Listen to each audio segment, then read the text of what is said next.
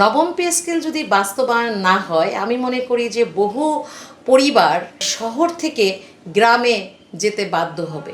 অনেক সন্তানরা বিদ্যালয় থেকে ড্রপ আউট হয়ে যাবে। অনেক হাজবেন্ড থেকে অনেক স্ত্রী ভালো থাকার জন্য, তার জীবনের নিরাপত্তার জন্য তারা হাজবেন্ড থেকে সংসার পরিত্যাগ করতেও বাধ্য হবে।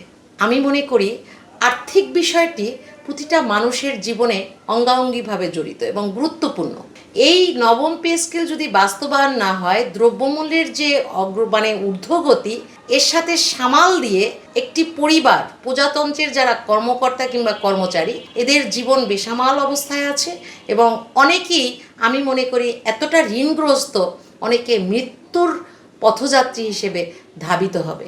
আমি রাষ্ট্রের মূল যিনি কর্ণধার, আমি তার কাছে নিবেদন জানাবো যে আপনারা আমাদের আর্থিক মুক্তি দিন, আমাদের সন্তান, আমাদের পরিবার, আমাদের চারপাশ নিয়ে আপনারা অন্তত একটু ভালোভাবে থাকার পথটিকে আপনারা উন্মুক্ত করবেন, মসৃণ করবেন।